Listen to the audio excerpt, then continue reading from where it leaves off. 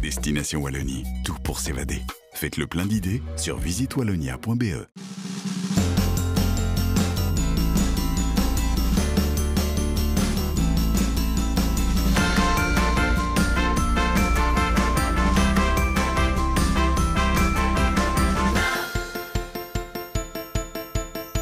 Aujourd'hui dans Bienvenue chez vous, nous allons nous arrêter à La Roche-en-Ardenne, une ville qui mêle harmonieusement nature et culture. Après cela, nous irons nous dégourdir les jambes au parc Chlorophylle, prendre un petit peu l'eau au lac de Nice-Ramon, avant d'aller jauger le Wallon avec Toine Culot à l'espace Arthur Masson de Traigne. Située dans la vallée de l'Ourthe, la ville de La Roche-en-Ardenne fait souvent le bonheur des amoureux d'histoire par son rôle majeur lors de la célèbre bataille des Ardennes. Mais son histoire ne se limite pas à cet événement, elle est également bien connue pour les ruines du château féodal qui la surplombe. Un château qui est passé de main en main à travers les siècles et dont nous allons essayer d'apprendre un peu plus.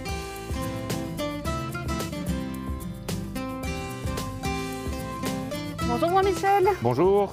Alors vous êtes, on peut le dire, un expert du château féodal ici de La Roche. On peut dire ça, en tous les cas je suis historien, oui, et je vais vous inviter à venir le découvrir dans ses entrailles. Suivez-moi.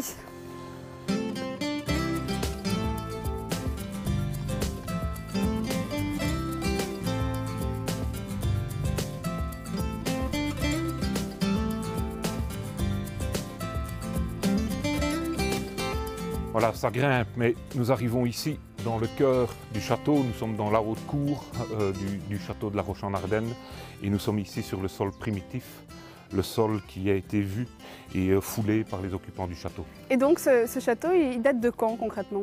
Ici, on a des traces de l'existence d'une tour, on ne parle pas encore du château et du complexe ici, dès le XIe siècle. Et cette tour, elle est en dur. Donc c'est quelque chose d'assez exceptionnel pour l'époque. Ce château, il va souffrir pendant la Seconde Guerre mondiale. Oui, mais pas autant que la ville. Aucune bombe n'est tombée sur le château, sans quoi il aurait été complètement détruit.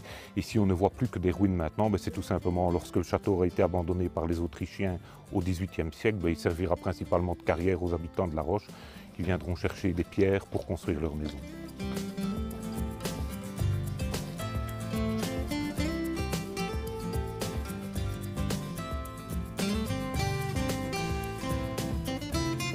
Ce château ici, il va subir plusieurs transformations.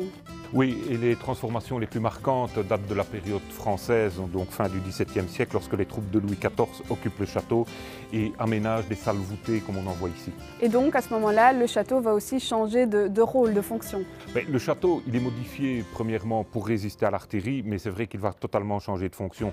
On n'est plus dans un symbole du pouvoir comme il pouvait l'être avant. On va y stocker de la poudre, on va y stocker des aliments pour le bétail, on va y stocker des aliments pour les hommes. Pourquoi? Parce que lorsque le château ici est occupé par les troupes de Louis XIV, ces mêmes troupes se battent dans la région liégeoise, notamment dans la région d'Aix-la-Chapelle, et il leur faut des endroits sûrs, des endroits où ils peuvent se ravitailler, faire le plein, dirait-on maintenant, avant de partir au front. Donc ça c'est pour la partie historique, mais un château n'est pas un château sans aussi ses légendes. Ici nous avons une très belle légende qui est liée à un fantôme qui vient encore de nos jours hanter les ruines du château lorsqu'il fait bon, et je vous invite à venir la découvrir des sommets de notre château.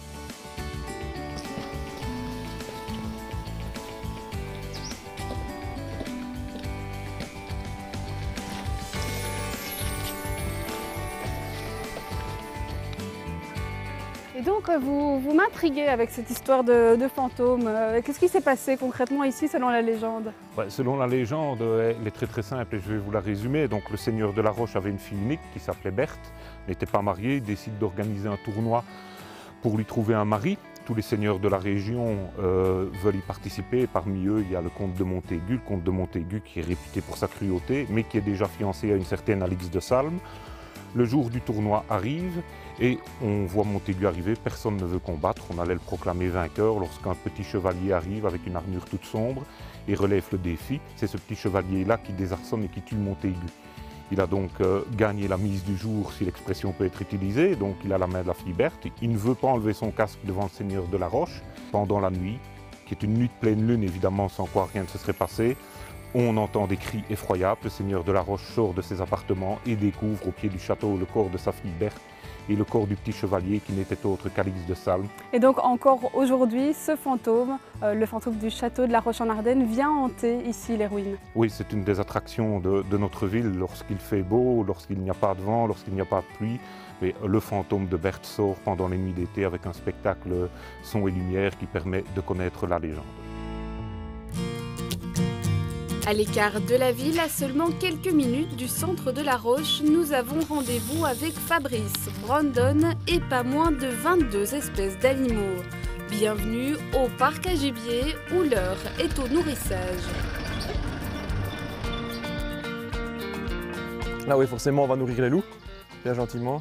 Toujours être très prudent, ça reste un animal sauvage. Donc on peut rentrer dedans, maintenant on ne va pas trop loin. En général on essaie d'aller à deux pour qu'ils aient un peu plus peur. Donc simplement, si jamais on doit vraiment travailler dans les enclos, on les met dans un autre enclos, on les sépare pour être sûr, parce que ça reste quand même un animal sauvage comme je l'ai dit. C'est quand même assez féroce, donc voilà. Ici je vais leur donner à manger. Vous allez voir que directement un petit bac ici à peu près 10 kg de viande, ça va durer 30 secondes. Je vais dire ça comme ça. Et on va dire 1 minute, on va être gentil, on va voir. Donc, comme je dis, on rentre dedans bien gentiment, on pose ça là. Voilà.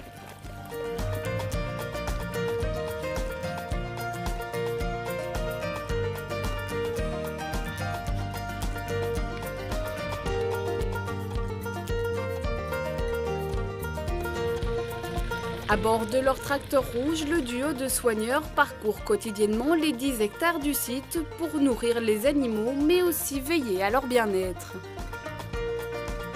Donc le but principal, forcément, c'est de soigner les animaux, mais vérifier aussi que, question sanitaire, que tous les animaux sont en pleine santé.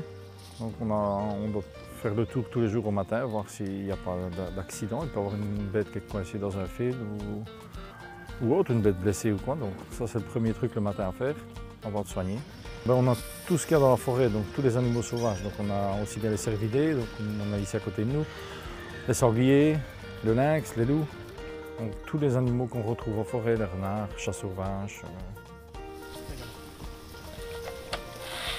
Ici on va voir une petite naissance qu'on a eue dimanche, qui se trouve ici, dans les pierres. Donc ici, pendant 3-4 jours, je vais dire que le faon reste couché, il vient juste pour téter près de sa mère. Autrement, il reste blotti ici, il reste caché dans la nature, soit au pied d'un arbre où il sait se cacher, à l'abri des prédateurs.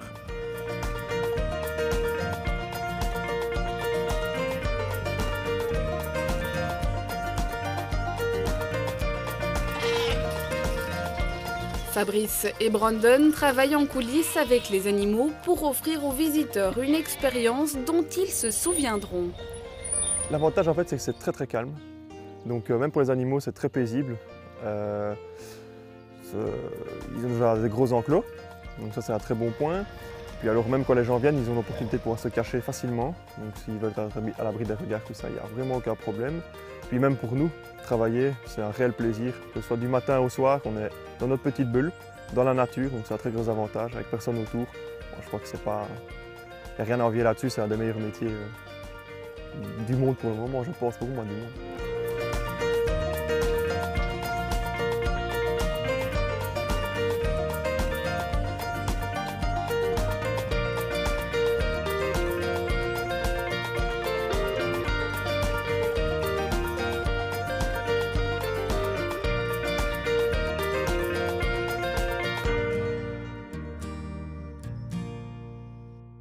Revenons dans le centre-ville et intéressons-nous désormais à l'histoire.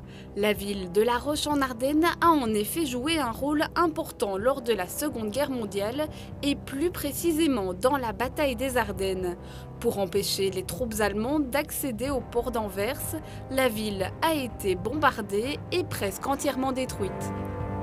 La bataille des Ardennes ici à La Roche, ça a commencé en fait assez paradoxalement par une libération. Oui, donc La Roche est libérée donc, en septembre 1944, le 12 septembre 1944 par les unités américaines, la 4e division d'infanterie américaine. Et lors de cette première libération, La Roche ne souffre pas tellement, évidemment. Les habitants de La Roche s'imaginent « Oh, on est libéré, c'est terminé, on ne reverra jamais les Allemands et la guerre, elle est finie. » Voilà. Mais malheureusement, bon, ce n'est pas du tout ce qui s'est passé, bien entendu. Et c'est-à-dire que La Roche a été reprise vers le 20 décembre 1944, suite à la bataille des Ardennes qui commence le 16 décembre 1944. Lors de la première libération de la ville, les Allemands en retraite détruisent le pont qui permettait de traverser l'Ourthe. Les Américains le remplaceront alors par un pont Bellay. Et c'est ce qui va faire évidemment le drame de la ville de La Roche lors de cette bataille des Ardennes, puisque ce pont était encore en place, bien entendu, et les Allemands s'en servaient. Et à partir d'un moment donné, dans la bataille des Ardennes, lorsque les conditions climatiques l'ont permis, l'aviation alliée a bombardé La Roche pour détruire ce pont. Mais évidemment, La Roche a été détruite à 90% et il y a eu 116 victimes civiles ici dans la population locale. La bataille des Ardennes prendra fin le 28 janvier 1945. Dans ce musée sont exposés objets, véhicules et vêtements portés lors de la Seconde Guerre mondiale. Dans mes tenues de vétérans, j'ai quelques tenues qui sont vraiment, je veux dire, exceptionnelles. Et notamment une de celles-ci, c'est cette tenue-là. Cette tenue, c'est la tenue personnelle du lieutenant-colonel Catartz, qui était commandant du 7e bataillon Black Watch, qui a participé à la libération de La Roche. Donc c'est la tenue vraiment personnelle de ce monsieur-là qui a libéré La Roche avec ses hommes. Ici, dans votre musée, vous avez une pièce rare qui est aussi une pièce clé dans la Seconde Guerre mondiale. Oui, très certainement. Donc, il s'agit d'une Enigma. Donc l'Enigma était une machine qui permettait aux Allemands de coder et de décoder tous les messages secrets. Les Britanniques avaient réussi, entre guillemets, à casser le code de cette machine. Donc les Britanniques pouvaient lire à livre ouvert tous les messages secrets allemands. Donc il est évident que ça a changé très certainement et très fortement le cours de cette Seconde Guerre mondiale. Et à l'heure actuelle, on ne sait pas encore tout, puisque toutes les informations concernant cette machine ne sont pas encore disponibles, on ne peut pas encore y accéder.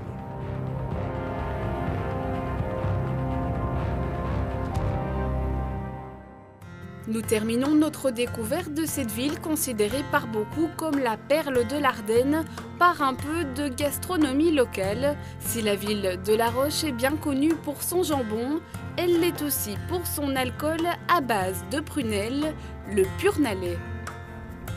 Donc voilà, ici on est toujours dans le centre de La Roche-en-Ardenne et on a rendez-vous avec un groupe un peu particulier, une confrérie vieille de 40 ans. Bonjour Richard. Bonjour Fiorine, bienvenue chez vous, bienvenue chez nous au caveau du Purnalais. Donc Richard, vous êtes le prévôt, le président de la confrérie du Purnalais. C'est bien ça, oui. Et la confrérie, ça existe à peu près depuis 40 ans. C'est en 1981 que le président du syndicat d'initiative de l'époque, Léon Danlois, avait décidé de créer une confrérie à La Roche. Alors 2 administrateurs, 2 amis d'enfance, André Linchet et Paul Lambert, ont décidé de relever le défi. Alors ils ont contacté plusieurs de leurs connaissances, des Rochois et des Rochoises, pour créer un groupe. C'est ainsi qu'est née la confrérie du Purnalais de La Roche. Le Purnalais, c'est quoi? Oui, pourquoi le Purnalais? C'est parce qu'à l'époque, il y avait beaucoup de personnes dans la région, et à La Roche même, qui faisaient une macération de prunelles sauvages avec de l'alcool. Alors on a décidé de mettre ça à l'honneur. Et alors pour choisir la recette, on a contacté plusieurs personnes, et finalement on a choisi la recette d'une personne qui était reconnue comme une des meilleures recettes à La Roche, et c'était Marie Purnalais. La confrérie du Purnalais compte une vingtaine de membres, chacun a sa fonction et son petit surnom. Ben voilà, je vais vous présenter quelques membres de notre confrérie. Bonjour. Voici Viviane, Vaillante Brailleuse, Anne-Marie Ly Costire, René Dumont, notre ancien prévôt et actuellement notre prévôt d'honneur, et sa femme Josette qui était secrétaire de notre confrérie pendant plus de 35 ans. Et donc je vois que vous êtes tous habillés plus ou moins de la même manière. C'est quoi ce costume? On a regardé des photos du début du siècle dernier, on a regardé des photos de marché, des photos de jours de fête, et alors on a décidé de s'habiller comme les gens de l'époque, donc un costume en pilou, les femmes avec une longue robe. Nous avons mis aussi un bâton que René a été trouvé dans les bois, et puis nous avons un chapeau. Et puis on a agrémenté notre costume d'une cape après quelques années parce qu'on avait un petit peu froid en hiver. Alors ici on est dans l'endroit où vous fabriquez le Purnalais. Malheureusement ce n'est pas encore la saison de production. Non, la saison de production ça commence à peu près au mois d'octobre, une fois que les prunelles sont bien mûres. Alors les prunelles c'est un fruit sauvage, une prunelle sauvage que l'on trouve ici dans les bois autour de La Roche. Il y en a tout près du parc du Dester, tout près du parc à Gibier, enfin il y en a partout dans la région. Le plus gros travail c'est la cueillette des prunelles. Et puis aussi, après, une fois que les prunelles sont cueillies, on les prend une à une. Alors on retire les feuilles, on retire les queues, et on prend chaque prunelle et on donne un coup de couteau, on crante la prunelle. Et une fois que les prunelles sont prêtes, on les met macérer ici dans une cuve où il y a déjà un mélange d'alcool à 97 degrés, d'eau et de sucre, évidemment en utilisant notre recette primitive. Et une fois que les prunelles ont macéré pendant 4-5 mois, on passe de la cuve à macération à la cuve où on va distribuer. Pour produire une cuve de Purnalais, il faut compter environ 150 kg de fruits. Ici, les membres de la confrérie produisent chaque année pas moins de 1000 bouteilles.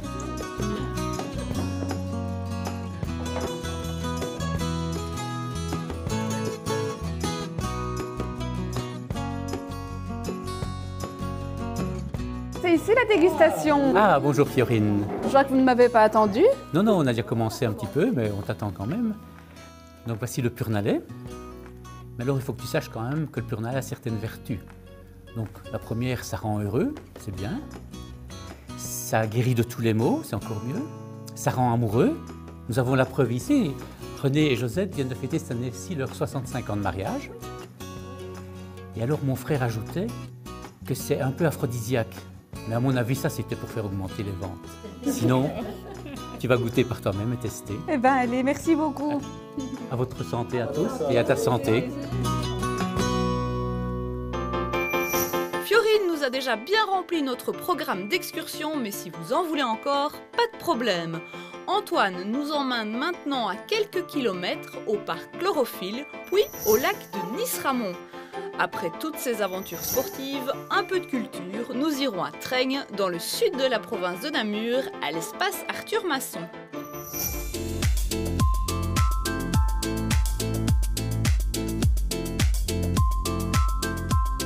Le parc Chlorophylle est implanté en plein cœur de l'un des plus grands massifs forestiers du pays, au beau milieu de l'Ardenne.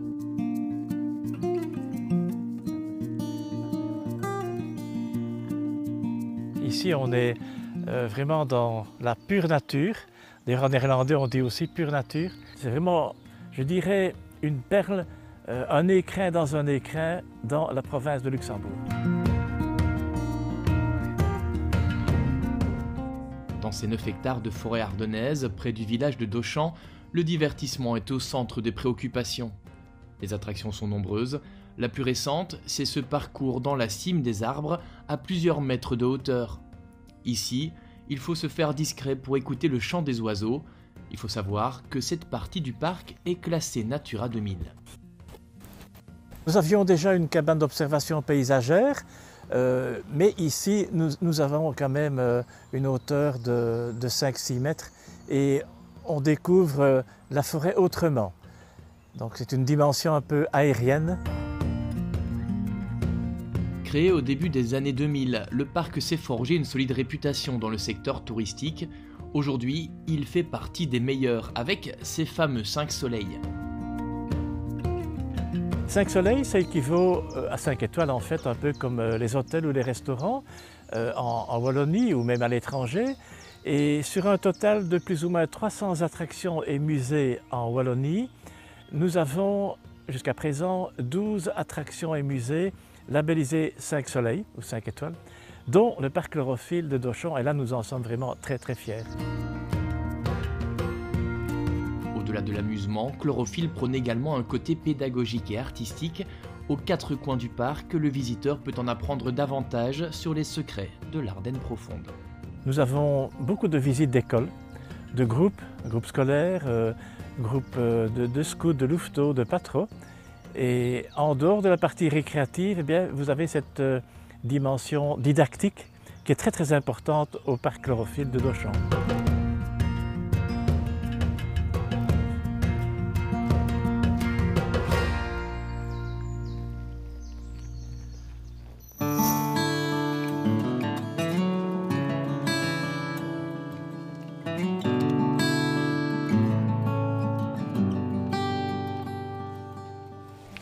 Autour du cheville.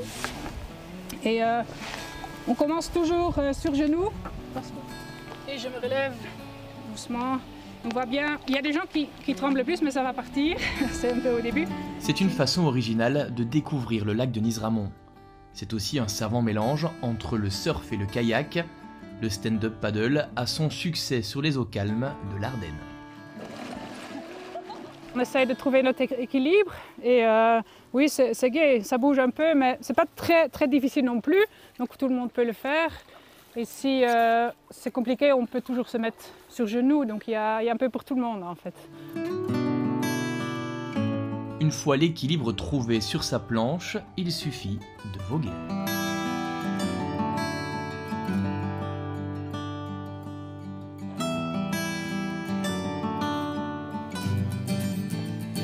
Une autre discipline proche du kayak, celle du packraft, un mixte entre de la randonnée et de la navigation. Luc est un spécialiste en la matière. Alors ici, normalement, avec un 10 grands sacs, il doit être gonflé. Alors donc là, il prend forme. Normalement, encore ici, 2 sacs et il sera fait. Et après, on le met sous pression à la bouche. Voilà. Là, il est prêt. Sur les rivières en Belgique, pour faire du lac ou la rivière comme l'Ourthe, la Lesse ou la Semois, c'est beaucoup plus confortable un packraft parce que c'est gonflable et on est vraiment à l'aise dedans. En kayak, on est un peu plus harnaché, assis, ça permet beaucoup moins de pouvoir se relâcher, de pouvoir se coucher dans le bateau et profiter du paysage. Niché en plein cœur de l'Ardenne à l'abri des regards, le lac de Niz-Ramon a tout du joyau à explorer.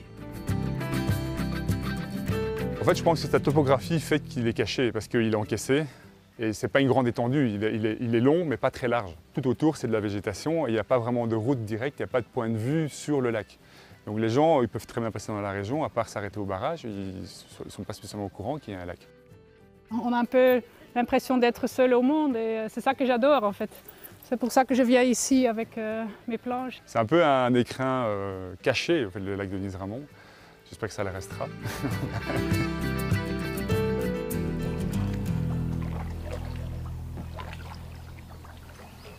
Eh bien, bienvenue. Ça va bien? Toine Culot, venez vous installer, je vous en prie. Bienvenue à Trignoles, dans l'univers d'Arthur Masson. Toine Culot, le maire du village, nous accueille et nous replonge dans la vie des campagnes ardennaises à travers l'œuvre de ce romancier, souvent comparé à Marcel Pagnol. Le droguiste, eh bien, c'est aussi un pharmacien. Évidemment, il va préparer des potions. L'espace Arthur Masson a déjà maintenant plus de 20 ans et il a été créé ici à Treigne parce que Treigne fait référence à Trignoles. Et Trignoles, en fait, c'est le village fictif qu'a créé Arthur Masson dans ses livres. Et le personnage le plus connu de son livre, qui est Toine Culot. Mon chapeau, donc j'en ai un autre. C'est un écrivain du terroir. Et nous lui avons consacré ici, donc à l'espace Arthur Masson, un parcours spectacle qui s'appelle Trignoles et qui replonge vraiment les visiteurs dans la vie en Ardennes, toute cette évolution du monde rural des années 1930 jusqu'aux années 1960. Une classe de l'époque a même été reconstituée dans l'ancienne école des filles du village. 4. D'essuyer les ardoises en crachant dessus. Ici, pas question de remettre en doute l'autorité de la maîtresse. C'est ce qu'on appelle une bonne leçon d'éducation à l'ancienne. Vous savez comment fonctionne le boulier? Monsieur, dans la marge. Jeune homme, vous me donnez quelque chose, vous me dites. S'il vous plaît, mademoiselle. Virgule. Le roi de la forêt. On reprend la visite du village et pour nous guider dans les ruelles et les petits coins de Trignoles, ni plus ni moins que Toine Culot en personne. C'est vraiment le personnage le plus truculent de l'œuvre d'Arthur Masson et on lui a consacré 5 livres, donc La Toinade, de sa naissance jusque quand il est chef de toute une tribu, d'une famille. Et c'est toute une saga, une série de livres où il y a beaucoup d'humour. Toine Culot parle à la fois le wallon et le français. Et je vous invite à venir avec moi, nous poser juste là et profiter de ce temps magnifique. À l'espace Arthur Masson, le terroir est au centre des préoccupations, aussi bien dans les activités que dans la gastronomie. Pour terminer la journée, rien de mieux donc que des vitoulets sauces trignolaises accompagnées d'une bonne bière Toine en l'honneur du mailleur du village. Bienvenue Bienvenue chez vous, c'est tout pour aujourd'hui. On se retrouve dimanche prochain, on vous emmènera en Wallonie Picarde.